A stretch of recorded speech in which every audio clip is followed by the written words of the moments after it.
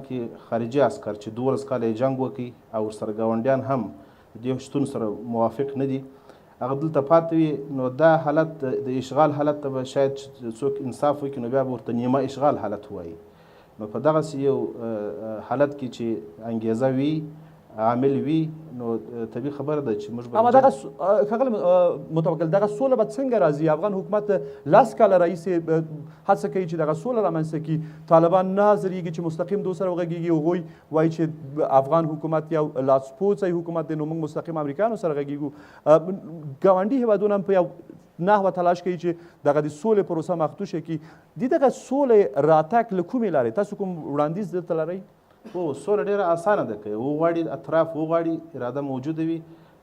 د قطر مثلا موږ ولیدله چې هغه څومره په بې مسؤلیته توګه باندې برخورد ورسره وسو او په ډېر سرسري شیانو باندې هغه تم سول او خرابه سول. په کار دا ده چې د سولې لپاره عملي قوي اراده وي او منځګړی موجود وي. طبیعي خبره ده چې هغه مسایل چې د افغانستان د حکومت سره بحث کیږي، ضرور ده چې باید د افغانستان د حکومت سره بحث شي ما په نظر، او هغه مسایل چې د خارجانو سره باید بحث شي چې هغه تر افغان دولت پورې اړه نه لري، هغه باید د خارجانو سره بحث شي. مهمه دا ده چې د مذاکرات شروع شي. تر اوسه شروع شوي نه دي. د دې شروع لپاره حکومت تر اوسه یوازې اعلانات او اظهارات کړي دي او د تحکیم صلح جرګه کمیسیون او بیا وروسته د سولې عالي شورا په دغسې تشکیلاتو په اعلاناتو باندې سوله نه راځي. اراده غواړي، تعقیب غواړي او منځګړی غواړي او تسلسل غواړي. مننه. در دوستایی که در استودیو هستن با آقای سعیدی میخواهیم آغاز بکنیم که دیدگاه آقای سعیدی در قبال اظهارات آقای متوکل چی است؟ تشکر. بسم الله الرحمن الرحیم. صدایتان درست است. من میخواستم از جناب آقای متوکل پرسان کنم که زمانی که یک خارجی به افغانستان نبود، وقتی که طالبان ظهور کردن با گروه مخالف خود که مجاهدین بودن می جنگیدن و همچنین در استادیوم کابل مردم تیرباران می شدن به زنها، از نگاه دین که او طرف هم می گفت الله اکبر، شما هم می گفتین الله اکبر، کدام کافر بود کدام مسلمان که علیش جنگ می شد؟ می خواهم میره بدانم. تشکر. متوکل جنگ یوازې د کافر او مسلمان ترمنځ نه وي، بېشه جنگ د جنگ کوونکو ترمنځ وي. دا عامل نه دی. ډېر ځله مسلمان او مسلمان هم جنگ کوي، متاسفانه لکه د خپلمنځي جګړې چې موږ درلودې په سټیډیوم کې د حدود جاري کېدل دا یوه مسله ده. که د چا خوښه نه وي هغه کولی شي خپل نظر ورکړي، موافق نه وي. خو د جنگ کیفیتونه فرق لري. په افغانستان کې موږ تر خارجانو مخکې جنگ درلودی، د خارجانو په وخت کې جنگ دی، او که خارجانو لاړ شي او سوله ونیسي بیا به هم شاید جنگ وي. خو دا جنگ اوس پیچلی جنگ دی، داخلي بعدونه هم لري، خارجي بعدونه هم لري. زه هغه طرف یادوم چې د خارجي عساکرو د وجود سره تړاو لري، هغه د دغسې اډو په شتون کې هغه علت د منځه نشي تللی. تشکر. آقای لودین میخوایم دیدگاه شما را هم داشته باشیم. بحث ها تقریبا متفاوت است در قبال حضور و عدم حضور خارجی ها در افغانستان. شما یک مدت زمان بسیار طولانی در کمیسیون مستقل در کمیسیون مبارزه با ارتشاء و فساد اداری کار کردین. تنها عامل بی‌ثباتی در افغانستان بحث جنگ نیست، چیزی را که خانم بارگزای هم مطرح کردن. ما اگر بحث سیاسی قضیه نگرانی های مردم را در قبال امنیت، در قبال ناهمگونی کلی سیاسی در موضوعگیری های سیاسی و در سیاستگذاری داخلی حکومت افغانستان در نظر بگیریم، یک عامل عمدهش فساد اداری بوده. هنوز هم بحث فساد اداری در افغانستان یک چیزی است که گرافش در حدود اگر 100 نباشه از 90 و 95 حتما و بالا هست. دیدگاه شما چی است که هرگاه ما بحث تضمین نگرانی ها یا بحث پاسخ مثبت برای نگرانی های افکارآمه را در قبال یک وضعیت کلی سال ثبات در افغانستان در خلال 2014 یا بعد از 2014 مطرح میکنیم، تنها بحث حضور و عدم حضور خارجی ها در افغانستان خواهد بود یا عامل دیگه هم است که حکومت افغانستان باید از نظر سیاسی به او می پرداخت و باید جدی بپردازد؟ بسم الله الرحمن الرحیم. اول سلام خدمت دو خواهر بزرگواری که اینجا نشسته هستند و جناب دکتر سفرهنگ 40 سال رفیق هستیم و ایمانان به شما بگویم خدمت برادرای که اینجا نشستن سلام تقدیم میکنم.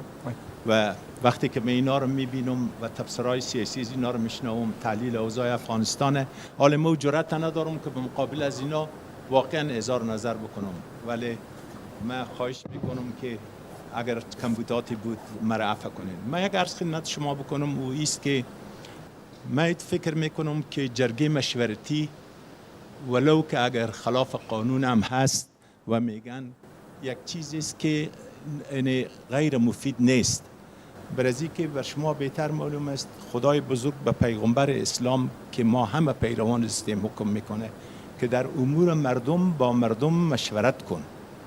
وقتی که حکم پیغمبر است هر حاکم اسلامی در هر جایی که است باید مشورت مردم رو بگیره. اما خانم بارکزئی این مشورت زیانبار میداند، مشورت در یک چیزی که از نظر قانون پیش بینی نشده. تا خدمت شما بگویم به نظر من این راه داره، راهش است که مشورت مردم رو بگیرن، با نظریات مردم یک جای به پارلمان برن و موضوع رو به پارلمان بحث کنن، جنبه‌های مثبت و منفیش بسنجن، بعضی تصویب بگیرن.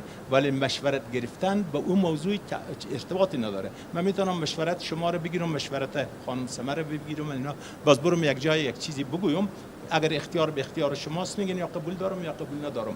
بحث مشورت تنها در قالب مشورت نیست، چیزی را که آقای مجددی گفتن قطعیت و الزامیت این مشوره ها است. اگر این مشوره ها از فیلتر لوی جرگه مشورتی با امضا منتج میشه، باز یک نگرانی جدی است که پارلمان میتونه مطرح کنه. ببخشید بسیار، من به عقیده هستم تمام مشکل ما از این ناشی شده که ما در کنفرانس بن ایمانا که من خودم هم یکی از امضا کننده‌اش بودم، بسیار مسائل سطحی فکر کردیم. ما وقت فکر کردیم که خب یک جریان آمده، حال جریانات جدید میآید، ما یک حکومت باثباتی در آینده خود داشتیم که این حکومت تابع هیچ زورمندی نباشه جز به قانون و تطبیق قانون، به چیزهای دیگه فکر نکنه. ولی متاسفانه او چیزی که در اونجا ما تصور کرده بودیم و زیر کاغذ امضا گذاشتیم تا اینجا در عمل پیاده شد بسیار فرق داشت. حالا هم من خدمت شما عرض بکنم که وجود امضای اینمی قرارداد تقریبا امنیتی یک عده مردم ما را بسیار مطمئن به این میسازه که ما باز به مشکل آینده گرفتار نمیشیم و این حاجت بی نداره به نظر من که شما یک مجلس دعوت کنیم که 2500 نفر باشه و مصارف بسیار هنگفتی بیچارگی که ما امیال داریم. این فکر کنین به نظر من بیس یک شاگرد اقتصادی است که امیال مابین شهر کابل که شما آمدین خیال میکنین که در کوتل شبر سابقه که موتورات طرف مزار شریف میرفته آسوده تر میرفته نسبت به سرکای شهر کابل، ممکن میتونستیم از این مصرف و جای دیگه استفاده کنیم. اما اگر از نگاه تقریبا هزینه از این نباشه من هیچ مشکلی به این نمیبینم. اگر به اصل سوال برگردیم، چیزی که من شما پرسان کردم، اصل سوال شما من گفتم جنبه های مختلف داره. یک حکومت وقتی میتونه یک حکومت قایم با ثبات باشه که واقعا رضایت مردم حاصل بکنه. رضایت مردم وقتی حاصل میشه که مردم فونکسیون یا فنکشن حکومت در داخل چوکات حکومت ببینن. بر چی است؟ برای عزیز که عرض ما رو بشنوه، برای عزیز که ما رو راضی نگاه کنه، برای عزیز که ما رو از چنگال زورمند و قانون شکن نجات بده. همین مسائل است بسیار مهم. عدالت تامین شود. در یک دستگاه تا حال ما نتونستیم یک کدام از این مسائل به کرسی بشانیم، به خاطر که چند تا تفنگدار در رأس بوده عادت کردن برای این کار که زورگویی کنن و از این زورگویی حال هم استفاده میکنن تا وقتی که حکومت باثبات در افغانستان نیاید که ما مردم راضی شویم که اینا پرسان ما رو میکنن، عدالت به جای میکنن. این مشکل همیشه شما خواهد داشتین. من عرض میکنم که تنها فساد اداری نیست، اصلاح اداره مهمتر است. اگر اداره ما به صورت صحیح اصلاح شود یقین کامل داریم که وضع ما بهتر میشه. یاد همه دوستای ما اینجا که هست منظورتون از اصلاحات میشه بگید؟ بله؟ منظورتون از اصلاحات چیه؟ اصلاحات اداری است که اداره ما در طول 40 سال دستخوش هوا و هوس اشخاص شده که غیر از زور گفتن دیگه از قانون آگاهی نداشتن. من عرض کنم خدمت شما تنها فساد در سطح پایین نیست. من 6 قرارداد حضور رئیس جمهور تقدیم کردم 2 ماه پیش. در 6 قرارداد 3 میلیارد و 100 میلیون افغانی، 3 میلیارد و 100 میلیون افغانی وقتی که میره به داوطلبی دوم انداختم و سر صدا بالا شد با کیسه دولت آمد. این حال شما میفهمین که فساد تنها در مامورین خودرتمه نیست، فساد از بالا شروع میشه و از بالا هم جاهایی که من تا جایی که مسئولیت داشتم مسئولیت ادا کردم. وقتی که من دوسیه رو تکمیل کردم به سارنوالی روان کردم گم شد دوسیه. من تا به امروز از خود میپرسم که چرا اینقدر خود زحمت دادی و چرا اینقدر با مردم دیگه دست به گریبان شدی. و اگر یک حکومتی که قانون تطبیق کرده بتونه وجود داشته باشه، من یقین کامل دارم این پروبلم هم حل میشه. این مسئله چی که است قرارداد امنیتی و قراردادهایی که دیگه کردیم، این در دنیا معمول است. همین اصطلاح معروفی که میگن پولیتیکال بارگینینگ یعنی چی؟ شما در مسائل سیاسی تشکر جناب آقای لودین. برمیگردیم میزنین، هر جا منفعت ملی شما بود به اساس زمو شما فیصله میکنید، مشکل نداره به نظر. برمیگردیم به شما. یک بحث بسیار عمده ای که مطرح است، البته دیدگاه شما را میخوایم پرسان بکنم در این خصوص، مسئله امضای پیمان استراتژیک امنیتی کابل واشنگتن در قبال وضعیت سیاسی امنیتی افغانستان، مخصوصا در بعد از 2014 است. این پیمان چی میتونه بیاره؟ امضای پیمان امنیتی میتونه بحث حاکمیت قانون در افغانستان را مطرح بکنه؟ امضای پیمان امنیتی و حضور آمریکا در افغانستان میتونه که عدالت اجتماعی را در افغانستان تامین بکنه؟ امضای پیمان میتونه که شکم او کارگرای گرسنه ما که در جاده ها بیکار میگردن پر بکنه و ده ها مورد دیگه که آقای لودین از فساد اداری و از کمکاری های حکومت افغانستان در قبال صعود گرافی نگرانی ها نزد مردم مطرح کردن وجود داره. میخوایم دیدگاهش دوستا هم داشته باشم در این خصوص. آقای نجیب محمود. در قدم اول ما سلامای خدا برای تمام مهمانای حاضر و بیننده های تلویزیون آریانا عرض میکنم. من اول یک تبصره دارم آقای فیاض. اولی که بر افغانای بسیار خیال آور خواهد باشه که به خواسته های اساسی خود در جرگه دست پیدا کنه.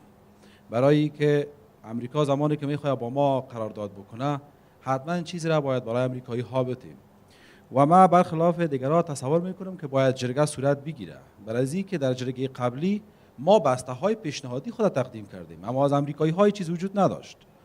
اکنون در این جرگه باید ببینیم که امریکایی ها با کدام پیشکش میخوان وارد چند نزنی در جرگه شود. شاید بعض مسائل مطرح شود که روند یا روز جرگه را دگرگون بسازد. یعنی شما فکر میکنین که اگر ما با امریکا عقد میکنیم 100% تمام مطالبات دولت افغانستان و مردم افغانستان برآورده میشه؟ فکر میکنیم این یک ذره و تعمق ضرورت داره. یعنی چند نزنی هایی که در پشت پرده میان هیئت افغانی و امریکایی ها صورت گرفته باید برملا شود و به خور مردم افغانستان هم داده شود. مسئله بعدی است که امنیت افغانستان در گروی قرارداد بدون شک بسته است. یعنی وقتی که ما این قرارداد امضا میکنیم باید پیشکش‌های امریکا را تا حد قبول بکنیم. مسئله بعدی است که امریکا معمولاً با کشورهایی که قرارداد کرده یا به یک نحو با اونا وارد تعاملات نظامی از ژاپن، کره جنوبی و بعضی کشورهای دیگر، اونا مجبور هستند که در سیاست خارجیشان جایگاه امنیتی امریکا را حفظ بکنند. در صورتی که اگر ما وارد همچین قرارداد با امریکایی ها میشیم، یعنی پیرامون ما چندان کشورهای باثبات نیست. ایران شاید روز وارد یک بحران داخلی شود. کشورهای آسیایی مثل ازبکستان، ترکمنستان و تاجیکستان، اینا هم شاید روز وارد تحولات شوند. ما پاکستان هم امنیت شکست تضمین نمیتونه. من میخواستم این سوال خدا با جناب جواد صاحب هم شریک بکنم که آیا دیدگاه از اینا که بیشتر در امریکا بودن و با وزارت خارجه امریکا در تماس بودن، میخوام جواب بدن که اگر فردای در منطقه تحولات صورت میگیره و افغانستان یکی از پایگاه‌های امریکا می باشه، آیا از پایگاه‌های نظامی امریکا در منطقه بخصوص افغانستان بر علیه کشورها حرکت صورت خواهد گرفت؟ یعنی من میخوام اینا بدانم که در سیاست خارجی افغانستان تمایل امنیتی امریکا وجود خواهد داشت. تشکر بسیار زیاد. زنده باشین. آقای گیلانی، کوتاه‌تر چون با همگی باید فرصت داده شد. من دیگه گفتنی چیزی ندارم، فقط من پیمان استراتژیک پیشم است. قراردادی که بین افغانستان و امریکا شده در این پیمان استراتژیک که آل بسیار سرش بحث است. دو موضوع، یکی که هم